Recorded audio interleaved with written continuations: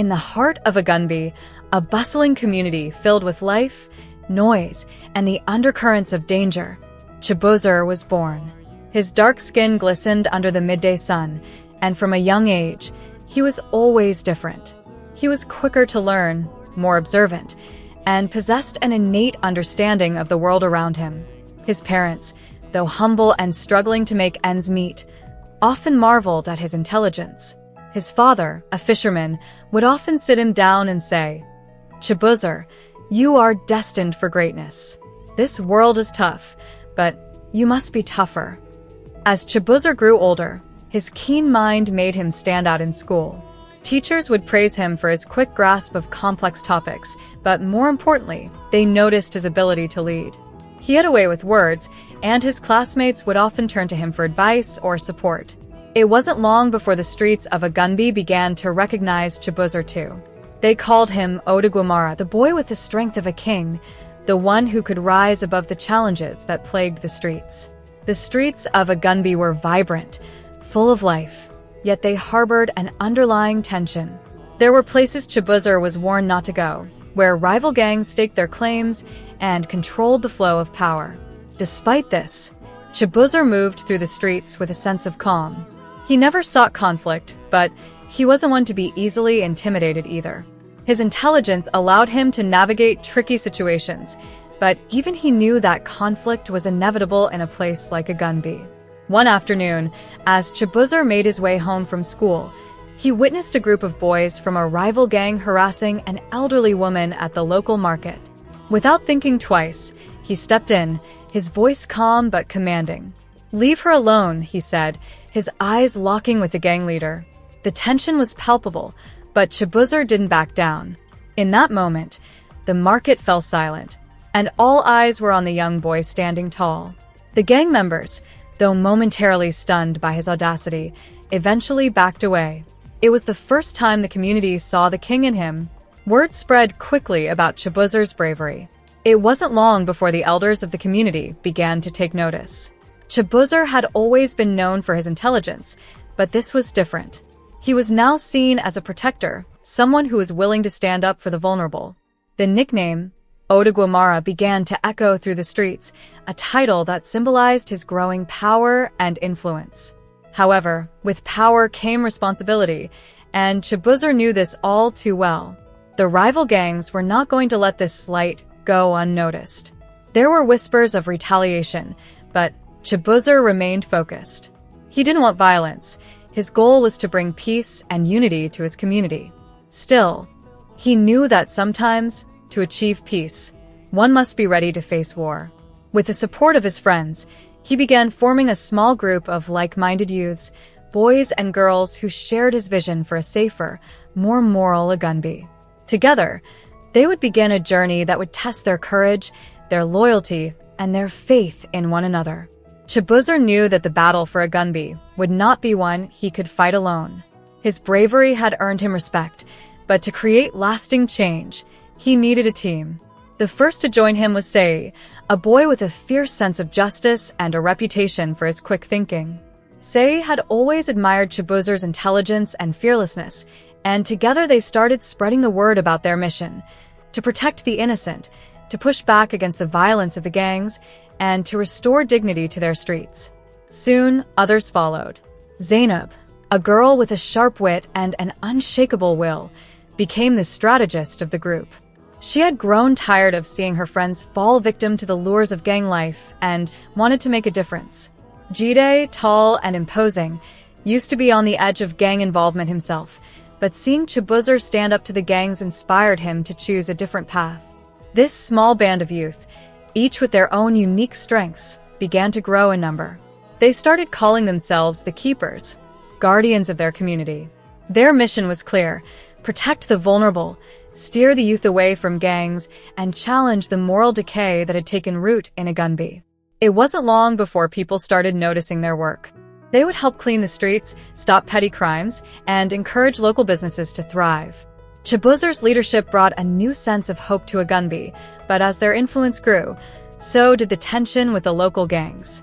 In the midst of all the chaos, Chibuzer found solace in someone unexpected. Her name was Chioma, a girl from the next neighborhood, known for her quiet strength and kind heart.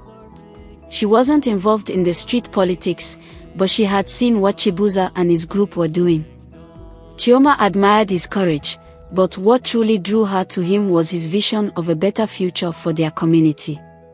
The two crossed paths during a community cleanup event, where Chioma had come to help the elderly clear debris from their homes.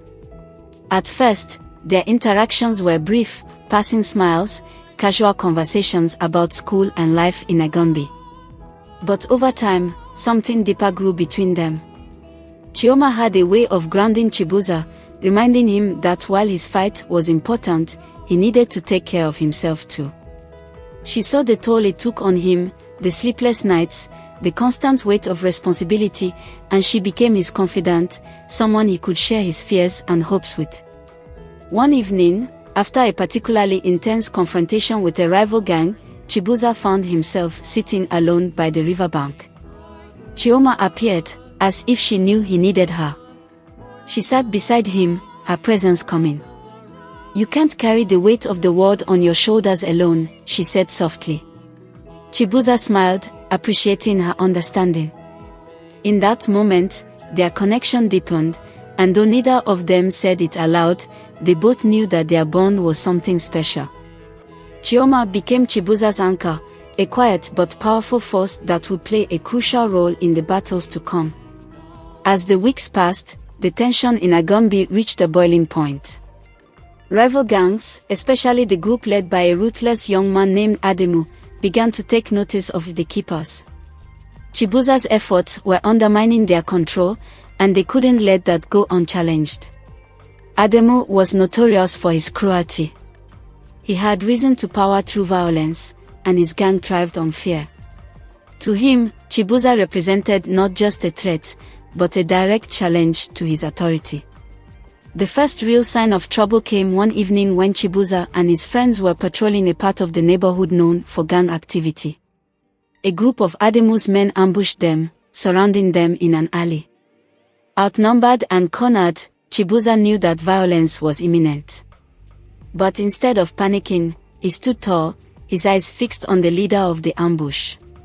"You don't need to do this," Chibuza said calmly, his voice steady. "We are not your enemies. This fight, it doesn't help anyone." For a moment, there was silence. Then, with a smirk, the gang leader responded, "You think you can stop us with words, ODOGWU?" The nickname, once a badge of respect, was now being used as a taunt. But before the situation could escalate, Sei and Jide made their move, pushing back against the attackers with quick, calculated precision. Zainab called for the rest of the keepers to intervene, and soon, the skirmish was over, with the gang retreating into the shadows. But the message was clear: Ademu's gang was preparing for war, and Chibuza would need all the strength and unity of his group to face the battle that was coming. The streets of AGUNBE were on the brink of chaos, and Chibuza knew that the time for negotiation had passed. War was no longer just a possibility, it was inevitable. The days following the ambush were filled with a tense silence in AGUNBE. The streets were quieter, but beneath the calm, everyone felt the growing storm. Chibuza knew that his group, the keepers, had to be prepared. This wasn't just about protecting the streets anymore, it was about survival. Chibuza called a meeting with his closest allies, Sei, Zainab, and Jide, to discuss their next move. "Ademu won't stop," Chibuza said, pacing as he spoke. "He's going to come for us. We need to be ready, but we can't become like them. We fight to protect, not to destroy." Zainab, ever the strategist, nodded in agreement. "We need to be smart about this. We can't afford to lose anyone, and we can't afford to lose the community's trust. We have to fight in a way that shows we are different." Together, they began planning ways to protect their members, how to secure parts of the neighborhood, and how to prepare for what they knew would be an all-out confrontation. They also reached out to the community leaders, seeking support. Many of the elders had long given up hope that the youth could change the fate of AGUNBE, but Chibuza's actions were beginning to inspire them. "We've seen what you're doing, Chibuza," one of the elders said after a town hall meeting. "If anyone can bring peace to these streets, it's you. We'll support you however we can." As the battle raged, Chibuza found himself moving closer to Ademu, his eyes fixed on the gang leader. The air was thick with tension, the sounds of conflict all around him. His friends were fighting bravely, holding off Ademu's men, but this confrontation was inevitable. Chibuza knew that if he didn't stop Ademu here and now, the violence would only continue to escalate.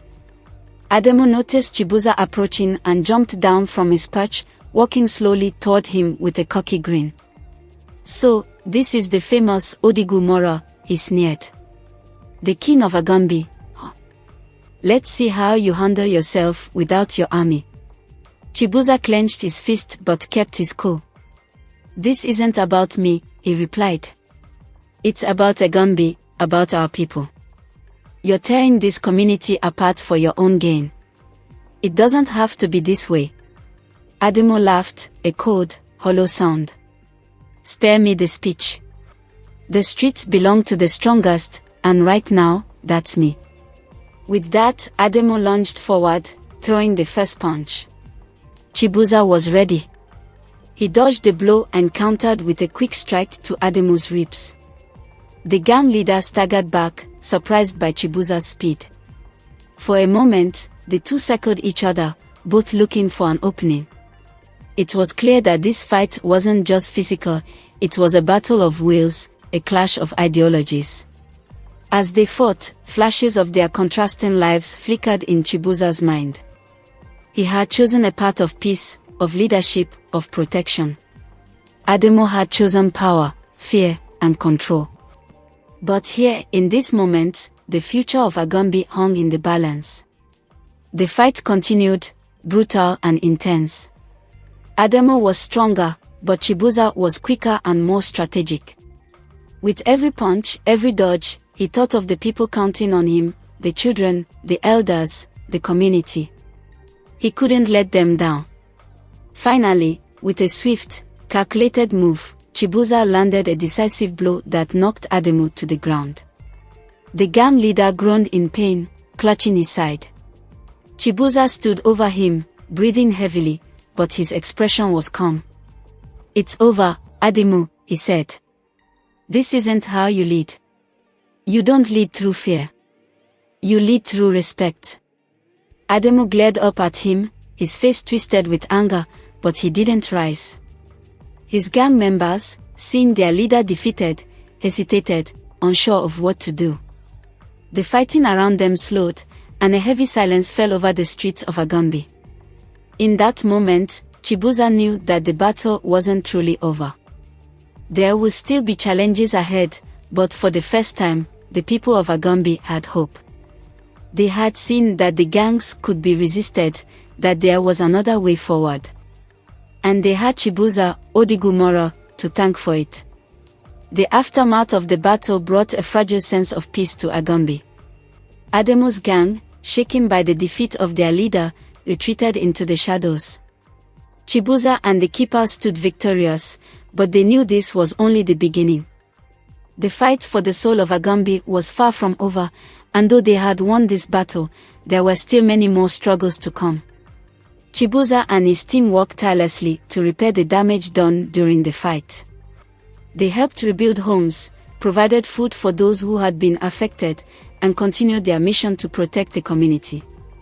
Bola, who had proven invaluable during the battle, began training the younger members of the keepers, teaching them the skills they would need to defend themselves and their families. The elders, who had once been skeptical of Chibuza's mission, now fully supported him. They saw in him the leader AGUNBE had long needed, a young man with the strength to stand up to the gangs but also the wisdom to lead with compassion. Chibuza's name spread throughout the surrounding neighborhoods, and even rival gangs began to take notice. But with this newfound fame came new dangers. In the days following Ademu's defeat, AGUNBE began to experience a calm it hadn't known in years. The gang members who once roamed the streets now retreated into hiding, and the community took a collective breath. Chibuza, Sei, Zainab, and Jide worked tirelessly to keep the peace.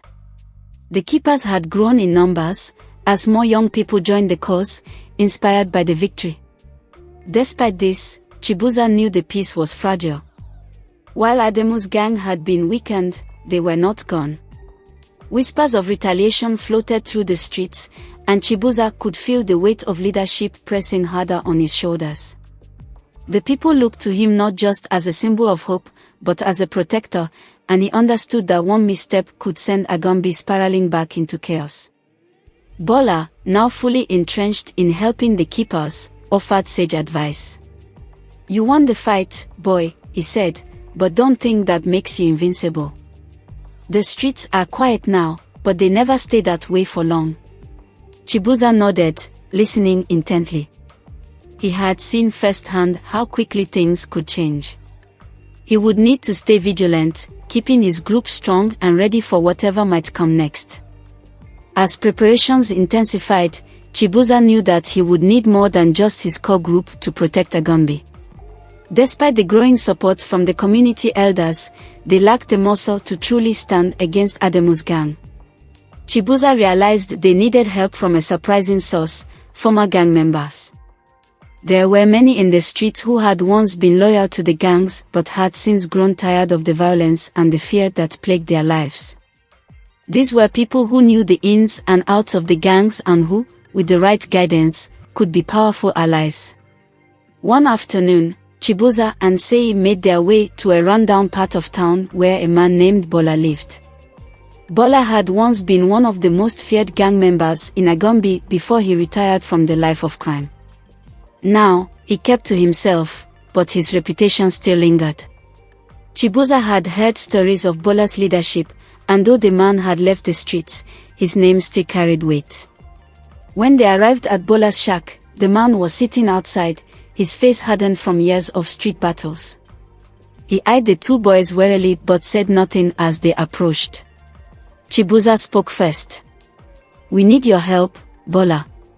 Bola raised an eyebrow but remained silent, waiting for more. "Ademu's gang is coming after us," Chibuza continued. "But we are not like the others. We don't want violence, we want to protect AGUNBE, the people, the future. We know you left that life behind, but you know this place better than anyone. We need you to help us fight smart, not just strong." For a moment, Bola said nothing. He looked Chibuza up and down, assessing him. Finally, he spoke. "You've got guts, boy. I've seen a lot of kids like you, thinking they can change the world. Most of them don't last long. But..." He paused, a slight grin forming on his face. "You're different.